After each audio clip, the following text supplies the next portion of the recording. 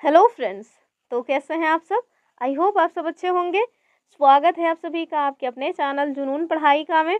हम लोग इस समय जो सीटेट का एग्ज़ाम होने वाला है दिसंबर में, जो कि 15 दिसंबर को होगा, इससे रिलेटेड क्वेश्चंस प्रैक्टिस कर रहे हैं। आई होप आप लोगों ने प्रीवियस जो वीडियोज़ हैं उनको देखा होगा। 3 वीडियो ऑलरेडी हम पब्लिक कर चुके हैं और एकदम जैसे क्वेश्चन सीटेट में पूछा जाता है एग्जैक्ट वही लेवल के क्वेश्चंस आपको मिलेंगे। झांसे में आपको केवल वन लाइनर क्वेश्चन सॉल्व कराने वाला जो एजेंडा है वो हम यहाँ फॉलो नहीं करते हैं।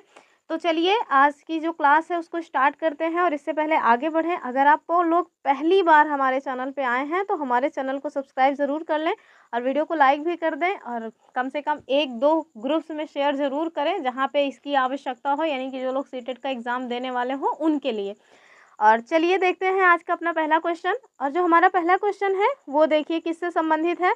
तो एक टॉपिक है हमारा विविधता। जो विविधता टॉपिक है, आप देखिएगा कि जो हमारा पॉलिटी है, पॉलिटी में जो पहला टॉपिक दिया हुआ है वो विविधता टॉपिक ही है। और हर साल क्वेश्चन बनता है, 2-4 तक क्वेश्चन बन जाते हैं। 2024 में केवल 2 क्वेश्चन पूछा गया है, जबकि 2023 में आप देखेंगे तो लगभग 4 क्वेश्चन और डायरेक्ट स्टेटमेंट लिए गए हैं एनसीईआरटी से। तो ये बहुत ही इंपॉर्टेंट टॉपिक है। इसको एक बार हम कहेंगे कि आप लोग खुद भी एनसीईआरटी में जाके पढ़ लें। अगर आप लोगों को नहीं पता कि कहाँ है, तो जो क्लास 6 की एनसीईआरटी है, क्लास 6 की एनसीईआरटी और कौन से सब्जेक्ट की, पॉलिटी, उसमें आपको मिल जाएगा। और चैप्टर भी मैं बता दे रही हूँ, मुझे चैप्टर जहाँ तक याद आ रहा है कि चैप्टर फर्स्ट एंड सेकंड जो है वो विविधता नाम से ही है। उसको जाकर के एक बार पढ़ लीजिए, आपको जो डाइवर्सिटी है उसको लेकर के बहुत ही अच्छी समझ, बहुत ही अच्छी अंडरस्टैंडिंग हो जाएगी और उससे क्वेश्चंस भी आपके बन जाएंगे। तो चलिए देखते हैं क्वेश्चन क्या कह रहा है।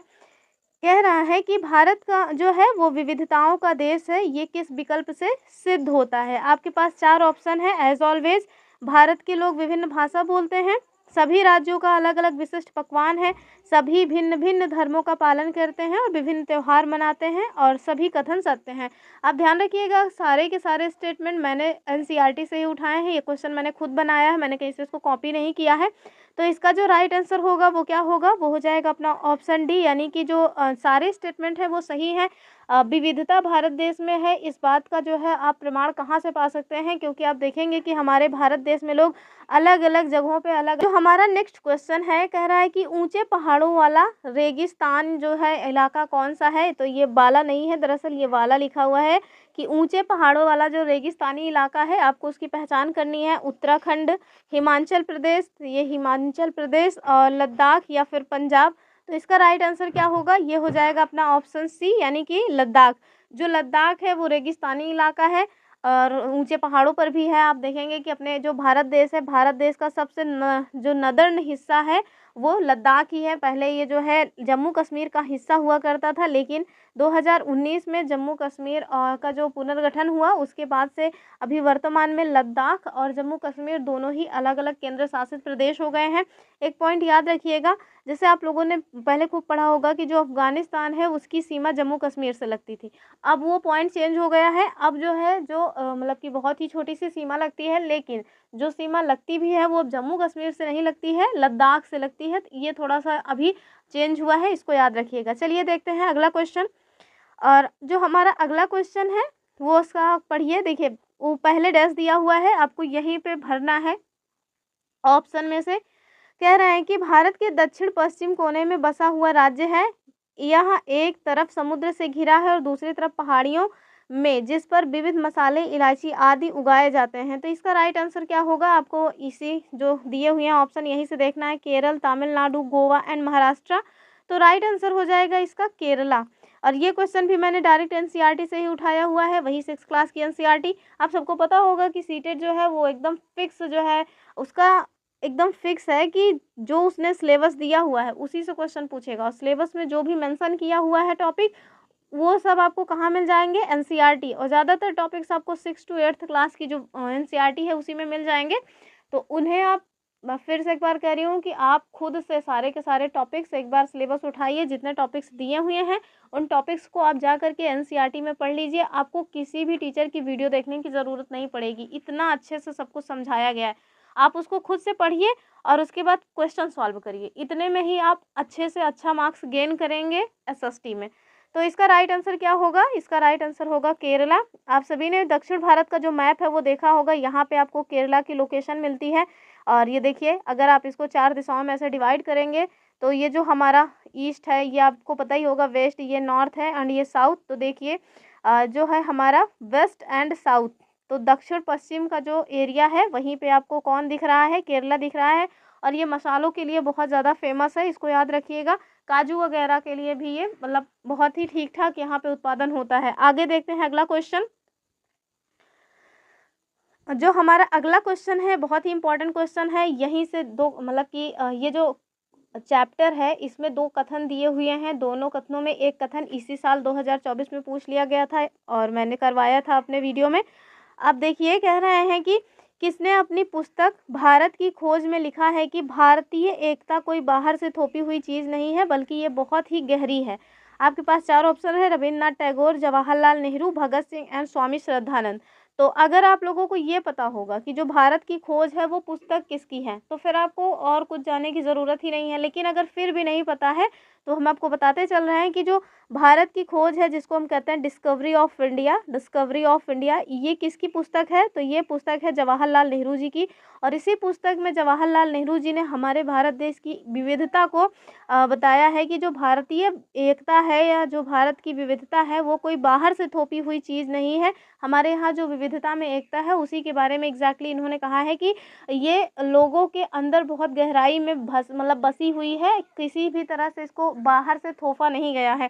तो इसका राइट आंसर क्या होगा? ये हो जाएगा जवाहरलाल नेहरू। जवाहरलाल नेहरू जी ने ही अपनी पुस्तक भारत की खोज में ये स्टेटमेंट दिया हुआ है। एक स्टेटमेंट और है, आगे देखते हैं। वो स्टेटमेंट 2024 में पूछा गया था, बस थोड़ा सा उसका मतलब कि पूछने का पैटर्न चेंज कर दिया था। मैंने थोड़ा अलग तरह से पूछा है, उन्होंने इसको मुहावरा कह के पूछा है। तो चलिए देखते हैं क्या है। कह रहा है कि भारत की विविधता का वर्णन करते हुए अनेकता में एकता का विचार हमें किसने दिया? महात्मा गांधी, मोतीलाल नेहरू, जवाहरलाल नेहरू या फिर सुभाष चंद्र बोस। तो आप देखिए इसका जो राइट आंसर होगा वो हो जाएगा जवाहरलाल नेहरू। तो इसको इस बार पूछ लिया था इस तरह से कि जो अनेकता में एकता मुहावरा है ये किसके द्वारा दिया गया है? तो याद रखिएगा जवाहरलाल नेहरू। और ये किससे रिलेटेड है? कल को हो सकता है ना कि पूछ लें कि जवाहरलाल नेहरू जी के द्वारा दिया गया अनेकता में एकता मुहावरा किससे रिलेटेड है। तो इसको याद रखिएगा कि ये हमारे जो भारत की विविधता है उससे रिलेटेड है। ध्यान रखिएगा, क्वेश्चंस वही टॉपिक्स हैं, वही पॉइंट्स हैं, बस उन्हीं से घुमा फिरा के क्वेश्चंस बनते हैं, बस लेंदी क्वेश्चन बनते हैं। अभी मैं आपको दिखाऊंगी, ये देखिए आ ही गया। ये जो क्वेश्चन है ये 2023 का है, 2023 में पूछा गया है। चलिए देखते हैं। और ये जो आपने पढ़ा होगा ना कि जो मतलब कि सामाजिक जो आंदोलन हुए हैं, राष्ट्रवादी आंदोलन नहीं, जो सामाजिक आंदोलन हुए हैं, सामाजिक सुधार आंदोलन, उनसे ये क्वेश्चन बना हुआ है। और ये भी आपको हिस्ट्री से, ये क्वेश्चन कहाँ से आया है? तो ये क्वेश्चन हिस्ट्री से आया है, 6th और 7th क्लास की हिस्ट्री में ये दिया हुआ है। तो चलिए देखते हैं क्या है क्वेश्चन हमारा।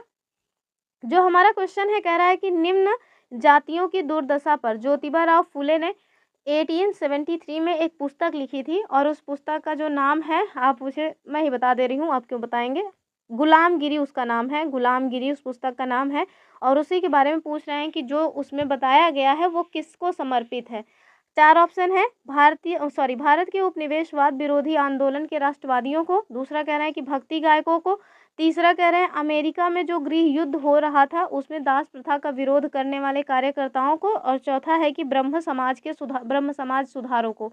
तो ये सब नहीं होगा, इसका जो राइट आंसर होगा वो हो जाएगा ऑप्शन 3, यानी कि जो अमेरिका में उस समय गृह युद्ध चल रहा था, जो निग्रो जातियों के द्वारा किया जा रहा था, उसी से रिलेटेड था। उन्हीं का जो लोग भी उस दास प्रथा का विरोध कर रहे थे उन्हीं लोगों को समर्पित थी ज्योतिबा राव फुले जी की 1873 में जो पुस्तक आई थी गुलामगिरी। याद रखिएगा इसको। और ये इसका राइट आंसर क्या होगा? Option C. नेक्स्ट क्वेश्चन देखते चलते हैं। और ये क्वेश्चन भी डायरेक्ट एनसीईआरटी में दिया हुआ है, डायरेक्ट ये स्टेटमेंट एनसीईआरटी से उठाया गया है। हालांकि ये 2023 में पूछा जा चुका है पहले ही, तो मैंने ये क्वेश्चन से इसको जो है प्रिंट किया है। और लेकिन ये लिखा एकदम ऐसे लाइन टू लाइन लिखा हुआ है, उसमें जो है एजुकेशन से लेकर के जो है दिया हुआ है एक चैप्टर एनसीईआरटी में, 7th और 8th क्लास की एनसीईआरटी में कहीं पे है, मुझे अभी चैप्टर नहीं याद आ रहा है कि किस क्लास में है, मैंने लेकिन देखा है।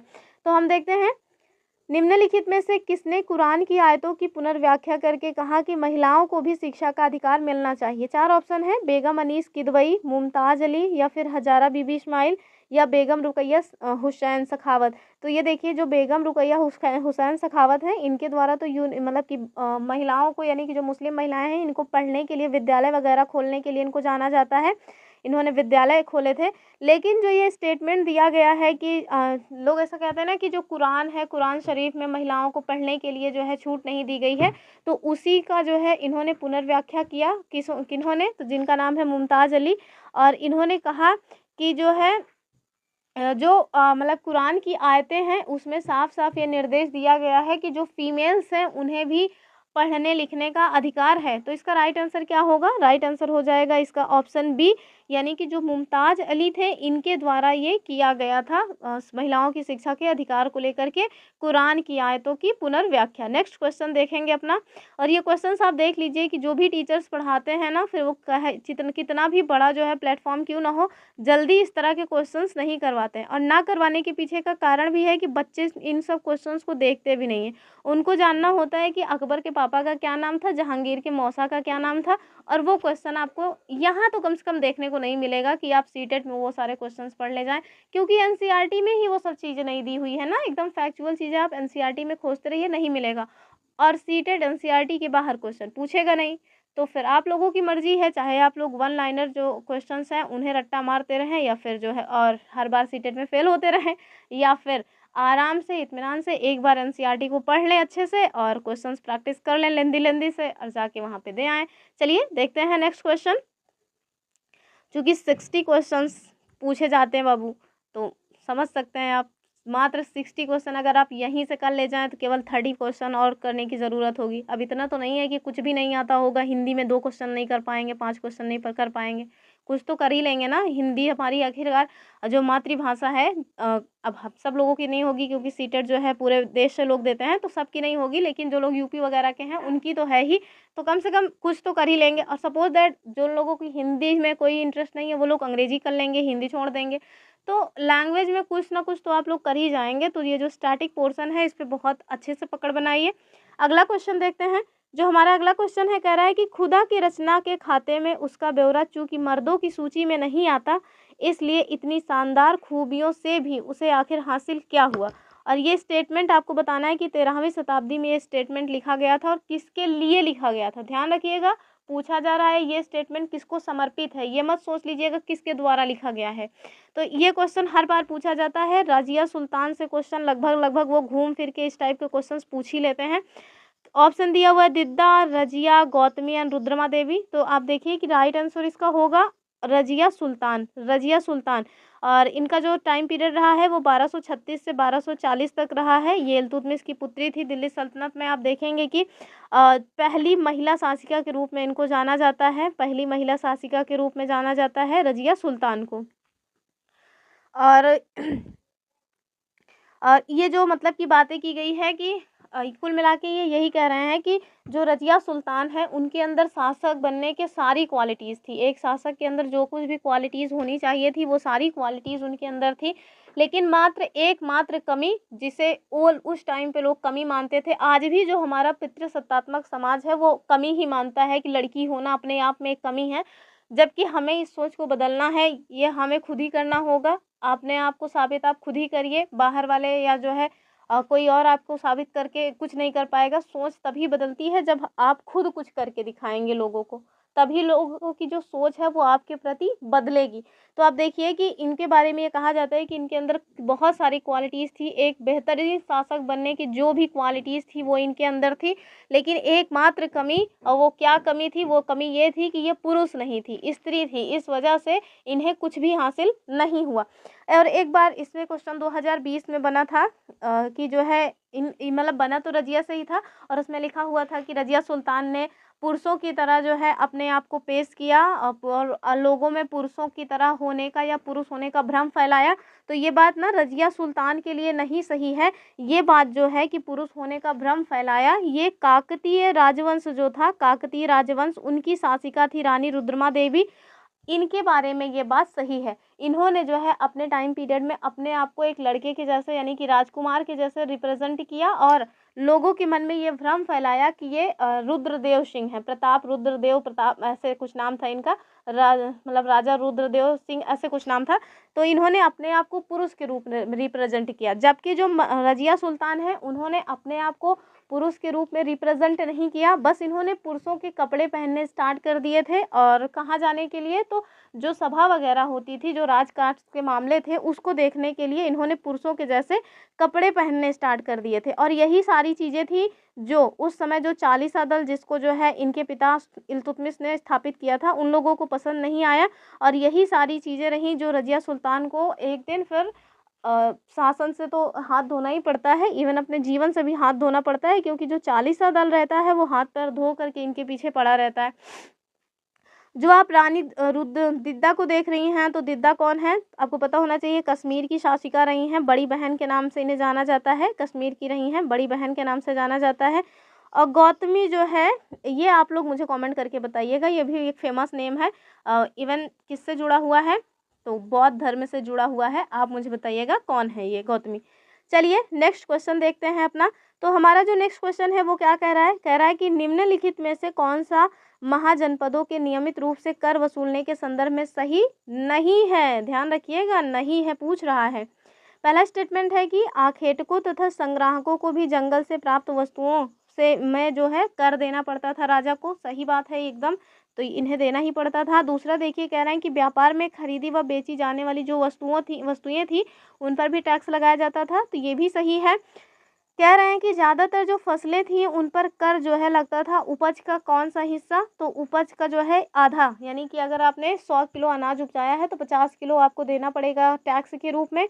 तो यही पॉइंट गलत है इसमें। और लास्ट कह रहे हैं कि चरवाहों को जानवरों या उनके उत्पाद के रूप में कर देना पड़ता था, तो ये भी पॉइंट सही है। राइट आंसर इसका क्या होगा, इसका आप देखिए कि राइट आंसर होगा ऑप्शन सी। ज़्यादातर जो फसलें थी सॉरी, उनमें जो है ना उपज का 1/2 नहीं बल्कि 1/6 हिस्सा देना पड़ता था कर के रूप में। तो इसको याद रखिएगा, बाकी सारे के सारे स्टेटमेंट सही हैं। नेक्स्ट क्वेश्चन देखते चलते हैं। हमारा जो नेक्स्ट क्वेश्चन है, कह रहा है कि निम्नलिखित में से कौन से पूरा पाषाण स्थल में आपको चूना पत्थर से मिले औजार मिलेंगे। जल्दी आप ढूंढते रह जाएंगे, कहीं पे भी आपको ये क्वेश्चन नहीं मिलेगा। 2023 में पूछा गया था, इवन मेरे लिए भी एकदम नया क्वेश्चन था, तो मैंने इसको बहुत खोजा है तब इसका आंसर मिला मुझे। तो आप देखिए, कोल्डीहवा, इनाम गांव, ब्रह्मगिरी या फिर हुशनगी। तो इसका राइट आंसर क्या होगा, इसका राइट आंसर होगा कर्नाटका का हुशनगी। तो कर्नाटका में जो पूरा पाषाण स्थल है हुशनगी, यहाँ पे आपको चूना पत्थर से मिले औजार मिले हुए हैं। तो चलिए आगे देखते हैं। इनाम गांव को याद रखिएगा, जो इनाम गांव है ना, ये घोड़ नदी के तट पर है। घोड़ नदी के तट पर है, डायरेक्ट एनसीईआरटी में दिया हुआ है। आगे देखते हैं। और ये भी क्वेश्चन नंबर जो नेक्स्ट आप देख रहे हैं, क्वेश्चन नंबर 11, ये कहाँ से लिया है मैंने, तो वही 2023 का जो क्वेश्चन है वहाँ से लिया है। मैं सोच रही हूँ कि ऐसे कर करके ना 2-4 क्वेश्चन करते करते अपना पूरा पहले जो प्रीवियस ईयर वाला है उसको सॉल्व कर लेते हैं, ताकि एक बेसिक चीज़ें पता रहें कि हाँ इस टाइप के क्वेश्चंस पूछे जाते हैं। और कुछ इजी क्वेश्चंस भी डाल देते हैं 1 लाइनर टाइप के, ताकि आप लोगों का इंटरेस्ट बना रहे। वरना अगर अचानक से बड़े बड़े क्वेश्चंस देखते ना, पहले हमारे साथ भी ये होता था, पहले जब हम लेंथी क्वेश्चंस देखते थे ना तो हिम्मत ही नहीं होती थी पढ़ने की, लेकिन अब तो मज़ा आता है। इवन सारे क्वेश्चंस मैंने स्वयं से ही सॉल्व किए हैं, बस वही हुशनगी वाला क्वेश्चन मुझे नहीं मिल रहा था, मुझे मेरी नॉलेज में वो नहीं था। बाकी सारे क्वेश्चन तो मैंने खुद ही सॉल्व कर लिए हैं, मुझे मज़ा आता है ये सब क्वेश्चन सॉल्व करने में। आगे देखते हैं अगला क्वेश्चन। कह रहे हैं कि निम्नलिखित में से कौन से कथन बुद्ध के उपदेशों के संबंध में सही है। आपके पास 4 ऑप्शन है। हमारे कष्ट और दुख हमारे पिछले जन्मों का परिणाम है, तो भैया इन्होंने ये सारी बकवास नहीं की, अगला जन्म पिछला जन्म हेन तेन से इनको कोई मतलब नहीं था। अगला देखिए कि हमारे कष्ट और दुख हमारी लालसाओं और इच्छाओं की वजह से हैं, तो एकदम सही बात है। जो भगवान गौतम बुद्ध जी थे, इनका मानना था कि जो भी हमारे कष्ट हैं, जो हमारी मतलब प्रॉब्लम्स हैं जीवन में, जिसकी वजह से हम दुखी रहते हैं, उनका जो जड़ है यानी कि वो कहाँ से आ रहे हैं, तो वो सिर्फ़ और सिर्फ हमारी इच्छाएं और हमारी लालसाएं हैं, जो हमारी मतलब अनंत इच्छाएं हैं, जिनका कोई अंत नहीं होता है और कभी पूरी भी नहीं होती है, तो वही हमारे जीवन में दुख का कारण है। और आगे कह रहे हैं कि एक खुशहाल जीवन जीने के लिए बुद्ध के सभी अनुयायियों को उनके उपदेशों को मानना और पालन करना आवश्यक था। आपको बताना है सही विकल्प कौन सा है। चलिए ऑप्शन देखते हैं। B and C, A and C, A B C and A and B. तो सबसे पहले आप देखिए कि जो बी वाला ऑप्शन है वो गलत है। तो बी यहाँ कहाँ कहाँ आपको मिल रहा है, बी यहाँ मिल रहा है, बी यहाँ मिल रहा है, बी यहाँ मिल रहा है। तो हर जगह बी मिल रहा है, तो आप समझिए कि बी वाला ऑप्शन होगा नहीं, केवल एक ही बच ही रहा है, और वो कौन सा है, ए एंड सी। तो अब इसका राइट आंसर क्या होगा, ऑप्शन 2, यानी कि A and C statements both are correct. कौन कौन से सही हैं, जो बुद्ध हैं सॉरी कुछ तो गलत हो गया जी। कह रहे हैं कि बुद्ध के उपदेशों के संबंध में कौन सा सही है। हाँ तो सही है बी। ये कह रहे हैं कि हमारे कष्ट और दुख हमारे पिछले जन्मों के परिणाम है, तो ये तो नहीं होगा, और आपसे सही स्टेटमेंट पूछा जा रहा है तो गलत कर दिए ना। देखिए मतलब कहते हैं ना कि जो है थोड़ा सा नज़र हटी दुर्घटना घटी। तो जब हमसे ये पूछ रहे हैं कि कौन सा स्टेटमेंट सही है, तो हमने ए वाला कैसे लगा दिया, तो ए वाला तो होगा नहीं, बी सही होगा, तो ए नहीं होना चाहिए। ए देखिए यहाँ भी है, यहाँ भी है, यहाँ भी है, तो ए तो बिल्कुल नहीं होना चाहिए। हमें इसका उत्तर जो होना चाहिए वो क्या होगा, बी एंड सी। क्या होगा उत्तर, कि जो हमारे कष्ट और हमारे मतलब कि दुख है, ये क्या है, तो हमारी लालसाओं और इच्छाओं का परिणाम है। ठीक है, ये स्टेटमेंट सही है, तो बी वाला देखिए यहाँ मिल रहा है आपको। अरे खुशहाल जीवन जीने के लिए बुद्ध के सभी अनुयायियों को उनके उपदेशोों को मानना और पालन करना आवश्यक है, ये स्टेटमेंट भी सही है। तो आप देखिए इसका राइट आंसर होगा बी एंड सी। तो ध्यान से बाबू जो गलती मैंने की झटके में वो आप मत करिएगा। राइट आंसर क्या है इसका राइट आंसर होगा ऑप्शन ए, यानी कि option 1 is correct. Next question की तरफ हम मूव ऑन करते हैं। और आज मैंने केवल 15 क्वेश्चंस लिए हैं। कल मेरी क्लास काफ़ी लंबी हो गई थी, आप लोगों ने देखा नहीं। आप लोग बस क्लास को खोल करके छोड़ के चले जाते हैं, जिससे बहुत नुकसान होता है। ये मत किया करिए, या तो देखा ही मत करिए, और अगर देखते हैं तो पूरी वीडियो देखा करिए, क्योंकि पूरी वीडियो देखेंगे तो आपको लाभ भी होगा, और दूसरा मुझे भी प्रॉब्लम नहीं होगी। आप लोग जब स्टार्टिंग में तुरंत वैसे 1-2 सेकेंड के लिए खोल देते हैं वीडियो, और उसके बाद जो है वीडियो को स्किप करके चले जाते हैं, तो उससे ना वीडियोस की जो क्वालिटी है, यानी कि यूट्यूब की नज़र में लगता है कि ये वीडियो किसी काम की नहीं है। जबकि अगर आप पूरी वीडियो देखेंगे तब आपको समझ आएगा कि ये वीडियो कितनी काम की है। अब इवन यहाँ तक आपको टिकना पड़ेगा हमारी इन सारी बातों को सुनने के लिए। चलिए देखते हैं अगला क्वेश्चन। कह रहे हैं कि स्वतंत्र भारत के संबंध में आपको निम्नलिखित कथनों पर विचार करना है। आपके पास 4 ऑप्शन है। देखिए ये पॉलिटी से क्वेश्चन बना हुआ है। पॉलिटी से पहला ऑप्शन क्या है, यानी कि पहला स्टेटमेंट कह रहा है कि हमारा संविधान कानून की नज़र में सबको बराबर मानता है, लेकिन असल ज़िंदगी में कुछ भारतीय औरों के मुकाबले ज़्यादा बराबर है। तो एकदम सही बात है। जो हमारा संविधान है वो तो हमें आर्टिकल 14 से आर्टिकल 18 तक समानता का अधिकार देता है। उसका मानना है कि जो भी लोग हैं भारत के, जो भी पब्लिक है, वो सभी लोग एक बराबर हैं। लेकिन क्या ग्राउंड लेवल पे इस तरह की आपको मतलब बातें देखने को मिलती हैं, तो नहीं मिलती ना। आगे देखिए दूसरा क्या कह रहा है कि भारतीय संविधान में तय किए गए आदर्शों को हम अभी तक साकार नहीं कर पाए हैं। तो दोनों स्टेटमेंट अपने आप में सही है, और आपको बताना क्या है, सही विकल्प का चयन करिए। तो ऑप्शन देखिए कि ए और आर दोनों सही हैं, और आर ए का सही कारण है, दोनों बात सही है। मतलब इसका जो राइट आंसर होगा वो तो यही हो जाएगा।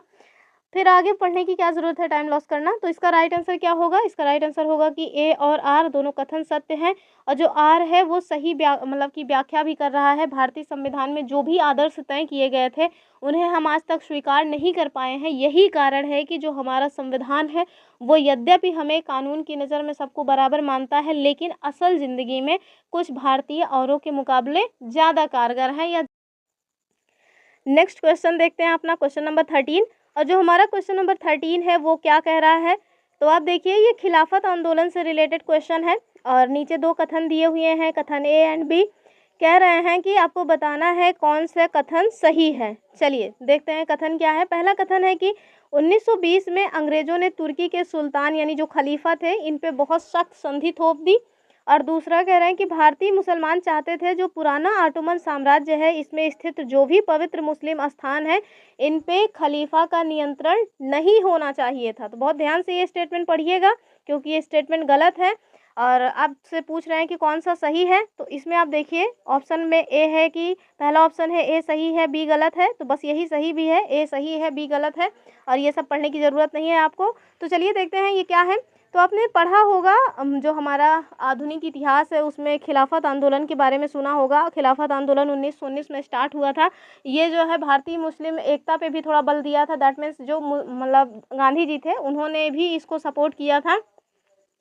और इसका एग्जैक्टली मतलब क्या था, इसको शुरू होने के पीछे क्या कारण थे, तो आप देखेंगे कि 1920 में अंग्रेज़ों ने जो तुर्की के खलीफा थे उनको जो है उनके ऊपर एक संधि थोप दी थी। और वो संधि क्या थी, तो वो संधि थी सेवरस की संधि। और इससे क्या हुआ, ये जो संधि थी, इस संधि के तहत जो भी प्रावधान थे, उन प्रावधानों के तहत जो तुर्की के खलीफा थे उनकी शक्तियाँ कम हो गई। कई खंड में तुर्की को जो है बहुत डिवाइड टाइप का कर दिया गया था।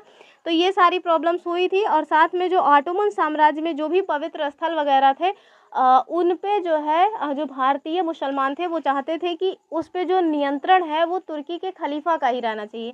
खलीफा का जो पद है वो बहुत ही इम्पोर्टेंट होता है मुसलमानों के लिए। वो उनको अपना मतलब अभी तो होता ही नहीं पद, लेकिन जब होता था तो बहुत ही इम्पोर्टेंट था। वो उनको अपना धार्मिक और जो है नेता माना करते थे। तो इस वजह से उनका ये मानना था कि जो तुर्की है उसका मतलब उसकी रक्षा की जाए, किसी भी तरह का दुर्व्यवहार ना करे ब्रिटिशर्स तुर्की के खिलाफ। इसी वजह से ये आंदोलन शुरू हुआ था। लेकिन ब्रिटिशर्स ने जो है देखा कि आपने 1920 में एक सेवरस की संधि की, जिसकी वजह से तुर्की का जो है जो खलीफा थे उनकी शक्तियाँ कमज़ोर हुई। और आगे चल के फिर जो तुर्की के खलीफा थे उन्होंने जो ये खलीफा पद है ना इसको ही समाप्त कर दिया। तो ये अपना विवाद ही ख़त्म हो गया। इसका राइट आंसर क्या होगा, इसका राइट आंसर होगा कि ए वाला जो स्टेटमेंट है वो सत्य है। लेकिन जो बी वाला स्टेटमेंट है कि भारतीय मुस्लिम खलीफा के नियंत्रण में स्थानों को नहीं चाहते थे, ये गलत है। वो चाहते थे कि जो भी ऑटोमन साम्राज्य में पवित्र मुस्लिम स्थल है वो खलीफा के नियंत्रण में ही रहे। अगला क्वेश्चन देखेंगे। और जो हमारा अगला क्वेश्चन है ये भी 2023 का ही क्वेश्चन है। और हाँ, इसके ऊपर जो मैंने बताया आपको वो भी 2023 का ही क्वेश्चन था।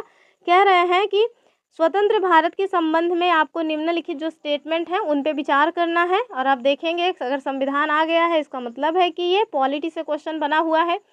क्वेश्चंस देखकर लगेंगे कि आईएएस के क्वेश्चंस हैं, क्योंकि उसकी प्रवृत्ति ऐसी ही है क्वेश्चन पूछने की। बस इनकी लैंग्वेज थोड़ा सिंपल है, उसकी लैंग्वेज थोड़ा बाप किस्म की होती है। तो देखिए कथन ये क्या है, कह रहा है कि हमारा संविधान कानून की नज़र में सबको बराबर मानता है, लेकिन असल ज़िंदगी में भारतीय, ये वाला क्वेश्चन मैंने ऊपर अभी करवा दिया। दरअसल ये क्वेश्चन रिपीट हो गया है, बार बार क्यों करेंगे। चलिए देखते हैं अगला क्वेश्चन। तो ये आज का जो है लास्ट क्वेश्चन भी होगा। वो वाला क्वेश्चन रिपीट हो गया, ओहो ये वाला क्वेश्चन भी रिपीट हो गया। मुझे लगता है ये दोनों क्वेश्चन रिपीट हो गए हैं। तो चलिए अब रिपीट हो गए तो कोई बात ही नहीं है, 13 क्वेश्चन ही देखेंगे आज। मैंने 15 क्वेश्चन बनाए थे, बस मुझे याद नहीं रहा कि दोनों क्वेश्चन जो है रिपीट हो गए हैं। चलिए कोई बात नहीं, 13 क्वेश्चन ही सही, 13 क्वेश्चन तक आज आप लोगों ने देखा। आई होप आप लोगों को आनंद आया होगा, पढ़ाने का जो स्टाइल है वो समझ आया होगा, चीज़ें समझ आई होंगी। स्टाइल पसंद आए या ना आए, लेकिन चीज़ें समझ आई हो ये इंपॉर्टेंट है। आपको एग्ज़ाम में हेल्प कर जाए ये इंपॉर्टेंट है। चलिए फिर मिलेंगे अपने नेक्स्ट वीडियो में, तब तक के लिए बाय बाय एंड जय हिंद।